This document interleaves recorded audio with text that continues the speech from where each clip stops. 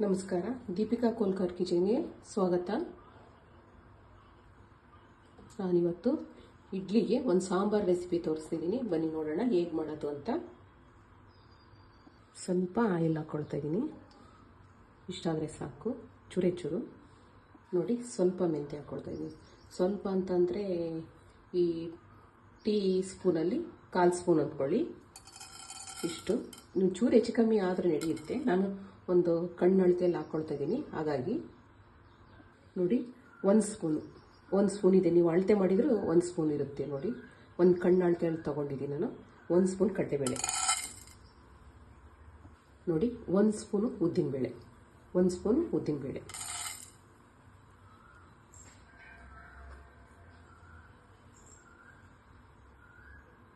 ನೋಡಿ, 3 ಸ್ಪೂನ್ ಧನಿಯಾ ಇದೆ ನೋಡಿ. ನೀವು ಅಳತೆ ಮಾಡಿದರೂ 3 ಸ್ಪೂನ್ ಇದೆ.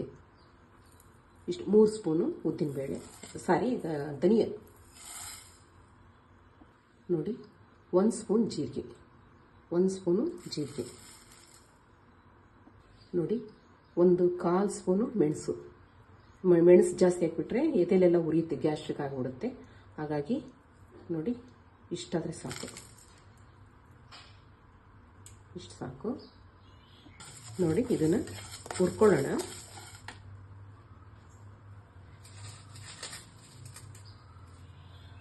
ನೋಡಿ, ಒಂದು 10 ಮೆಣಸಿನ್ಕಾಯಿ, ಬ್ಯಾಡಗೆ ಮೆಣಸಿನ್ಕಾಯಿ ತೊಗೊಂಡಿದ್ದೀನಿ ನಾನೀಗ ನೋಡಿ. ಒಂದು 10 ಇದೆ, ಇದೊಂದು ಸೇರಿಸ್ತೀನಿ.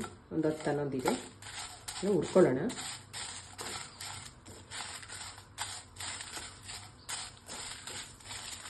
ಸಿಮ್ಮಲ್ಲಿ ಇಟ್ಕೊಂಡು ಹುರ್ಕೊಳ್ಳೋಣ. ನೋಡಿ, 1/4 ಸ್ಪೂನು ಸಾಸಿವೆ ತೊಗೊಂಡಿದ್ದೀನಿ ನೋಡಿ. ಇಷ್ಟು ಚಕ್ಕೆ ತೊಗೊಂಡಿದ್ದೀನಿ ನೋಡಿ. ಒಂಚೂರು ಚಕ್ಕೆ ಹಾಕಲಿಲ್ಲ ಅಂದರೆ ನಡೆಯುತ್ತೆ, ಒಂಚೂರು ಹಾಕಿದರೆ ಘಮ ಚೆನ್ನಾಗಿರುತ್ತೆ ಅಂತ ಅಷ್ಟೇ. ಹುರ್ಕೊಳ್ಳೋಣ.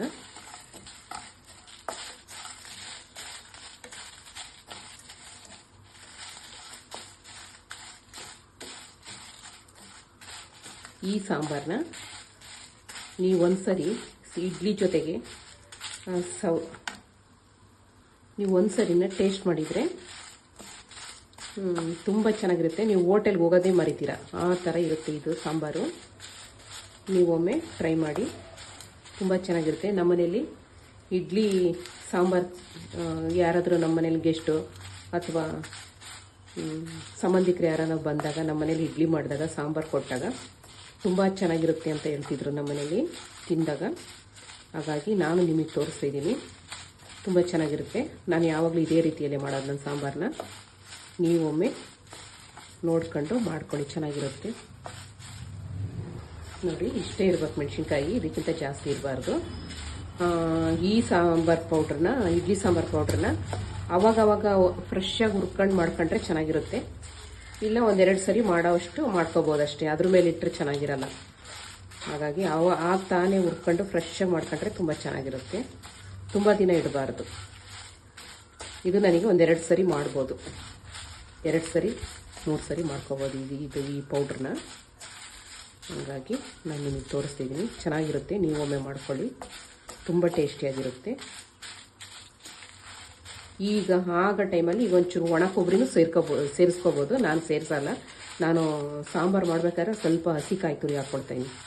ನನಗೆ ಹಸಿಕಾಯಿ ತುರಿ ಹಾಕಿದರೆ ತುಂಬ ಇಷ್ಟ ಆಗುತ್ತೆ. ಹಾಗಾಗಿ ನಿಮಗೆ ಬೇಕು ಅಂದರೆ ನೀವು ಸ್ವಲ್ಪ ಒಣ ಕೊಬ್ಬರಿ ಹಾಕ್ಕೋಬೋದು, ಅದು ಚೆನ್ನಾಗಿರುತ್ತೆ. ಚೆನ್ನಾಗಿಲ್ಲ ಅಂತಲ್ಲ, ಅದು ಜಾಸ್ತಿ ಗಟ್ಟಿಯಾಗ್ಬಿಡುತ್ತೆ ಸಾಂಬಾರು, ತುಂಬ ಗಟ್ಟಿಯಾಗುತ್ತೆ, ಅದು ನನಗೆ ಇಷ್ಟ ಆಗಲ್ಲ.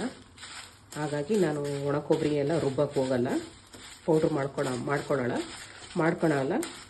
ಈಗ ಇಷ್ಟು ಮಾಡ್ಕೊಂಡು ನಾನು ಒಗ್ಗರಣೆಗೆ ಒಂದು ಸ್ವಲ್ಪ ಹಸಿಕಾಯಿ ತುರಿ ಹಾಕ್ಕೊಳ್ತೀನಿ ಅಷ್ಟೇ ನೋಡಿ. ಆಗಿದೆ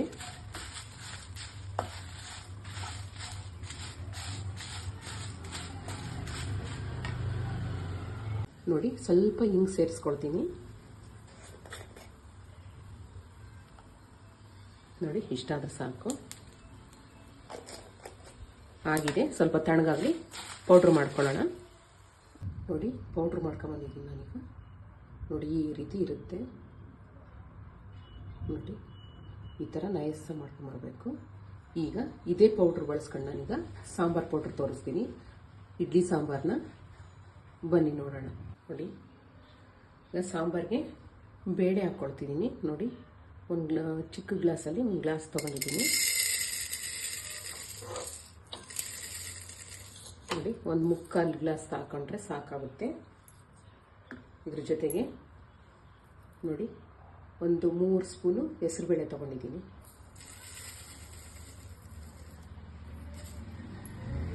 ಈಗ ಚೆನ್ನಾಗಿ ಒಂದು 2-3 ಸರಿ ತೊಳ್ಕೊಳ್ಳೋಣ ಬೇಳೆನ. ನೋಡಿ, ನೀರು ಹಾಕ್ಕೊಳ್ತಿದ್ದೀನಿ. ಸ್ವಲ್ಪ ಸಾಕು.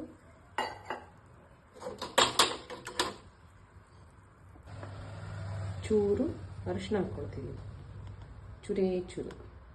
ನೋಡಿ, ಇಷ್ಟಾದರೆ ಸಾಕು.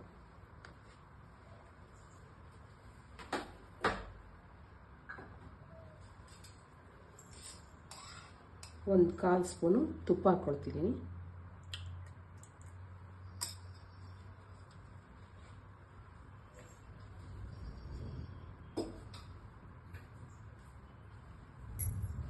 ನೋಡಿ, 1-2 ಟೊಮೊಟೊನ ಹಚ್ಚಿದ್ದೀನಿ. ಈಗ ನಾನು ಬೇಯಿಸ್ಕೊಳ್ತಾ ಇದ್ದೀನಿ ಬೇಳೆ ಜೊತೆಗೆ. ನೀವು ಬೇಕು ಅಂತಂದರೆ, ಬೇಡ ಅಂತಂದರೆ, ಬೇಯಿಸ್ಕೊಳ್ಳೋದು ಬೇಡ ಅಂತಂದರೆ ಒಗ್ಗರಣೆಗೆ ಸಣ್ಣಕ್ಕೆ ಹೆಚ್ಚಿ ಒಗ್ಗರಣೆಗೂ ಹಾಕ್ಕೋಬೋದು.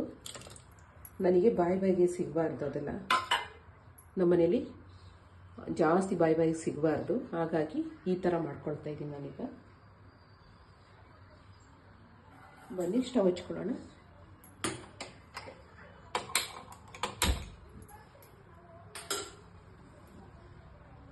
ನೋಡಿ, ಈ ಟೈಮಲ್ಲಿ ಇಷ್ಟು ಹುಣಸೆಹಣ್ಣು ಹಾಕ್ಕೊಳ್ಳೋಣ.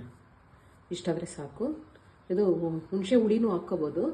ನಾನು ಸ್ವಲ್ಪ ಹಾಕೋದ್ರಿಂದ ಇಷ್ಟಾದರೆ ಸಾಕಾಗುತ್ತೆ. ಬೇಯಿಸ್ಕೊಳ್ತೀನಿ. ಬೇಯಿಸ್ಕೊಂಡು ಬೇಳೆ ರುಬ್ಕೊಳ್ತೀನಿ. ಹಾಗಾಗಿ ನಾನು ಹುಣಸೆಹಣ್ಣು ಡೈರೆಕ್ಟಲ್ಲಿ ಹಾಕ್ತಿದ್ದೀನಿ. ಕುಕ್ಕರಲ್ಲಿ ಹಾಕಿ ಬೇಯಿಸ್ಕೊಳ್ತೀನಿ. ಬನ್ನಿ ಕ್ಯಾಪ್ ಹಾಕೋಣ. ಒಂದು 3 ವಿಸಿಲ್ ಬರಲಿ.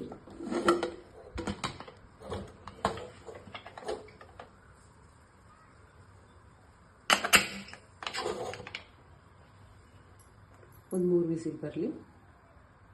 ನಾನು ತೆಗೆದು ತೋರಿಸ್ತೀನಿ.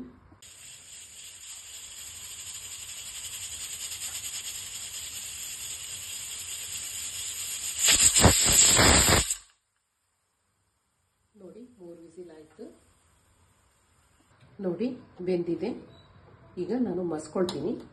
ಮಸ್ಕೊಳ್ಳೋದಕ್ಕಿಂತ ಒಂದ್ಸರಿ ಜಾರಲ್ಲಿ ಹಾಕ್ಕೊಂಡು ಒಂದ್ಸರಿ ಮಿಕ್ಸಿ ಮಾಡ್ಕೊಂಡ್ರೆ ಚೆನ್ನಾಗಿರುತ್ತೆ. ನಾನು ಒಂಚೂರು ಮಿಕ್ಸಿ ಮಾಡ್ಕೊಳ್ತೀನಿ. ಬನ್ನಿ, ಈಗ ಒಗ್ಗರಣೆ ಹಾಕ್ಕೊಳ್ಳೋಣ.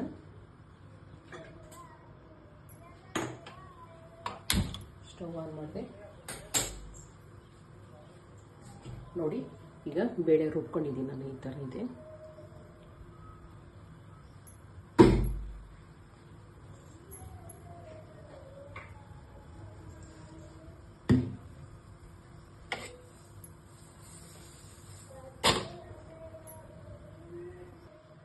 ಆಯಿಲ್ ಹಾಕ್ಕೊಳ್ತಾ ಇದ್ದೀನಿ.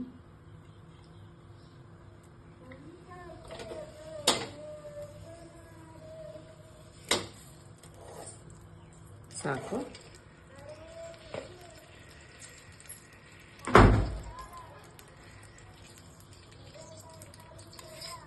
ನೋಡಿ, ತುಪ್ಪ ಹಾಕ್ಕೊಳ್ತಿದ್ದೀನಿ.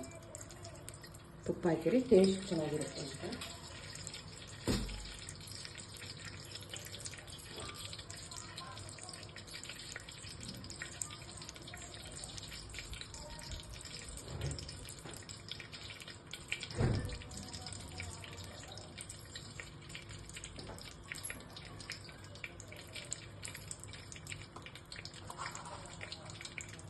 ನೋಡಿ, ಜೀರಿಗೆ ಹಾಕ್ಕೊಳ್ತೀವಿ,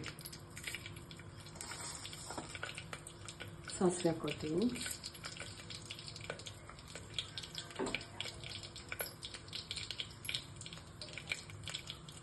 ಈರುಳ್ಳಿ ಹಾಕ್ಕೊಳ್ತೀವಿ,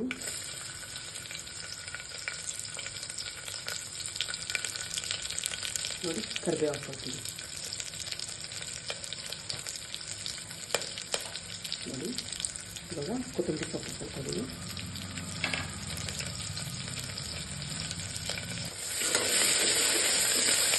ನೋಡಿ ಚೆನ್ನಾಗಿ ಫ್ರೈ ಆಗಬೇಕು. ಸ್ವಲ್ಪ ಈರುಳ್ಳಿ ಕಲರು ಚೇಂಜ್ ಆಗಬೇಕು, ಅಲ್ಲಿವರೆಗೂ ಸ್ವಲ್ಪ ಫ್ರೈ ಮಾಡ್ಕೊಳ್ಳೋಣ.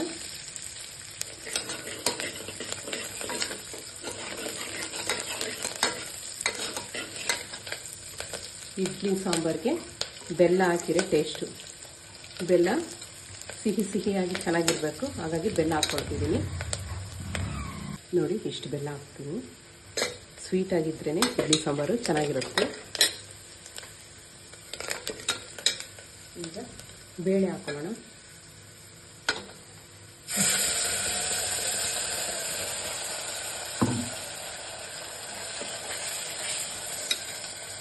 ನೋಡಿ ಆವಾಗಲೇ ಪೌಡ್ರ್ ಮಾಡ್ಕೊಂಡಿದ್ದಂಥ ಸಾಂಬಾರು ಪೌಡ್ರು, ಇಡ್ಲಿ ಸಾಂಬಾರು ಪೌಡ್ರ್ ಈಗ 3 ಸ್ಪೂನ್ ಸೇರಿಸ್ತೀನಿ.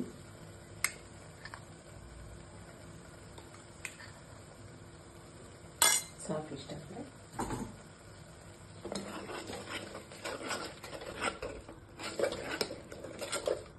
ನಾನು ನಮ್ಮ ಮನೇಲಿ ಯಾವ ಥರ ಮಾಡ್ತಾಯಿದ್ದೀನೋ ಆ ಥರ ತೋರಿಸ್ತೀನಿ. ಚೆನ್ನಾಗಿರುತ್ತೆ ಈ ಸಾಂಬಾರು. ಈ ಹೋಟೆಲ್ ಸಾಂಬಾರ್ಗಿಂತ ರುಚಿನೇ ಬರುತ್ತೆ. ಹಾಗಾಗಿ ನಾನು ನಿಮಗೆ ತೋರಿಸ್ತಾ ಇದ್ದೀನಿ.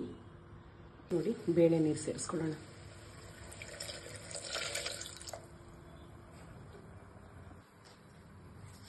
ರುಚಿಗೆ ತಕ್ಕಷ್ಟು ಉಪ್ಪು,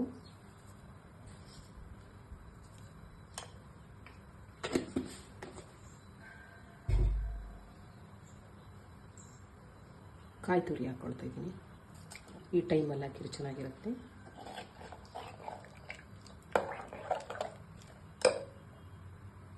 ಚೆನ್ನಾಗಿ ಮಾಡಬೇಕೀಗ.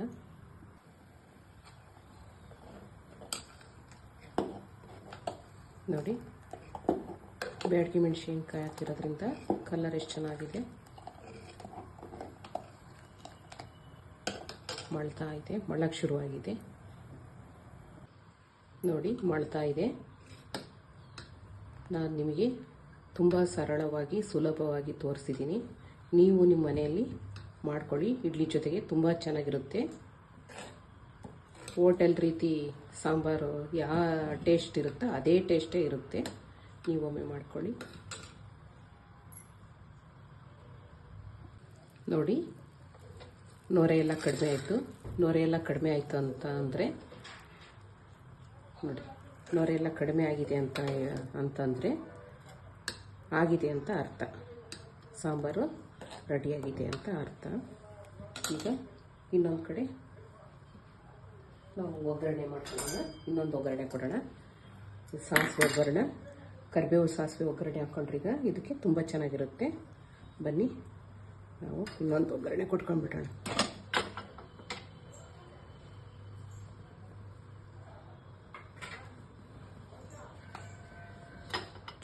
ಚುರೆ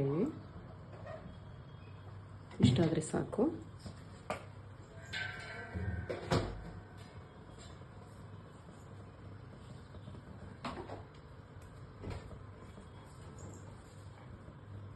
ನೋಡಿ ಸಾಸಿವೆ ಹಾಕ್ಕೊಳ್ತಿದ್ದೀನಿ.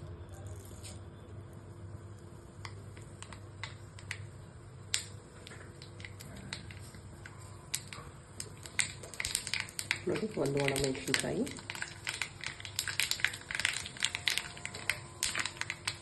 ಈಗ ಹಿಂಗೆ ಹಾಕ್ಕೊಳ್ತಾ ಇದ್ದೀನಿ.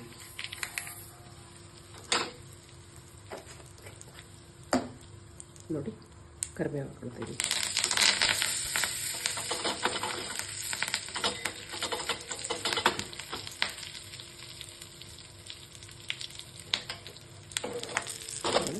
ಈ ಒಗ್ಗರಣೆನ ಸಾಂಬಾರಿಗೆ ಸೇರಿಸ್ಕೊಳ್ಳೋಣ.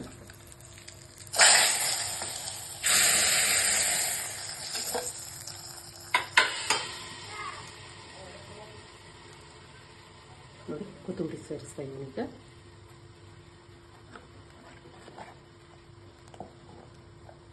ರೆಡಿ ಆಯಿತು ಸಾಂಬಾರು. ನಾನು ಇಡ್ಲಿ ಜೊತೆ ತೋರಿಸ್ತೀನಿ. ರೆಡಿಯಾಗಿದೆ ನೋಡಿ. ನೋಡಿ ಎಷ್ಟು ಚೆನ್ನಾಗಿದೆ. ನಾನು ಇಡ್ಲಿ ಜೊತೆ ತೋರಿಸ್ತೀನಿ.